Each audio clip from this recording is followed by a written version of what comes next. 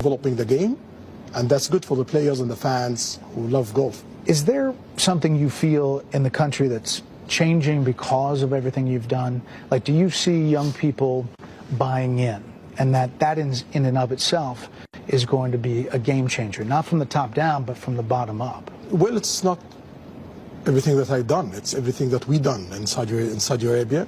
I'm just one of them. And if the people doesn't buy in, it will not work. So first rule, people have to believe in it, and everyone have to push to make all the progress that we are having in Saudi Arabia, and it seems it's going really well. We are the fastest growing country in the planet, and we have the most ambitious projects in all sectors. So we are the fastest in each industry in the planet. At some time, you will be king here. How is your father? He's 88-year-old. He's in a good health. I hope a long life and healthy life for him. Inshallah. Yeah. Custodian of the two holy mosques is a title held by the Saudi king. And it's a really serious responsibility, always well understood in the U.S. Could you say something for our viewers about the obligation that implies for the Saudi king, how big a deal that is in the broader Islam? Well, the two holy sites in Saudi Arabia, it's the two holy sites of Muslims. Mecca, you have Kaaba, which they face 5 times a day, and they have to visit 1 time life. And you're talking about almost 2 billion people in the planet. And in Medina, you have the grave of the Prophet. So the duty of any king of Saudi Arabia and the duty of all Saudi peoples to serve those 2 places and to serve the visitors of those places. And I believe we did a wonderful job in that area. Thank you for answering all of these questions. I just spent the past 3 days here, and I've visited here many, many times before. And I personally have seen major transformations, not just for women, but the building and the cranes and how people look at this country. For people on the outside looking at this, what would you tell them? You know, if they want to come visit, they may be skittish about coming to Saudi Arabia because of what has been written in the past, what they see. What would you tell them? I will tell them the greatest success story in the 21st century is Saudi Arabia. This is the story of this century. Do you want to miss it or not? That's your call. And do you think you're going to slow down at all? No, we're trying to speed up every day. Your Royal Highness, we really appreciate this time. Shukran.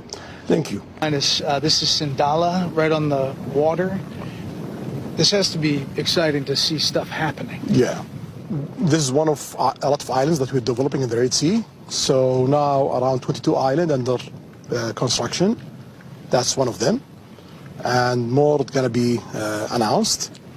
So it's a shame that you have the best corals in the planet and the Red Sea. Still doing very well because it can stand heat. And it's not available for tourists to enjoy it. Yeah. So next year it's going to be open, almost 5 islands from the 22 under development. But in total in Red Sea we have 1,150 islands. The aim is to develop 50% of that. I guarantee you the world does not know you have all these places. Not only that, a snow mountain.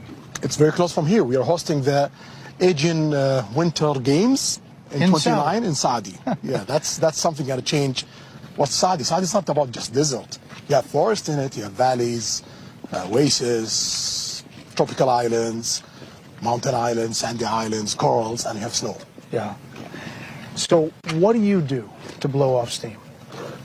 When you want to relax, like what do you have fun doing? Video games. Oh, what's that? Video games. Video games. You're a big gamer. Since I'm a kid, I love it. Really? Yeah, it disconnects me from reality. So, and there's a big video game part of your ministry, right? There's out of sports?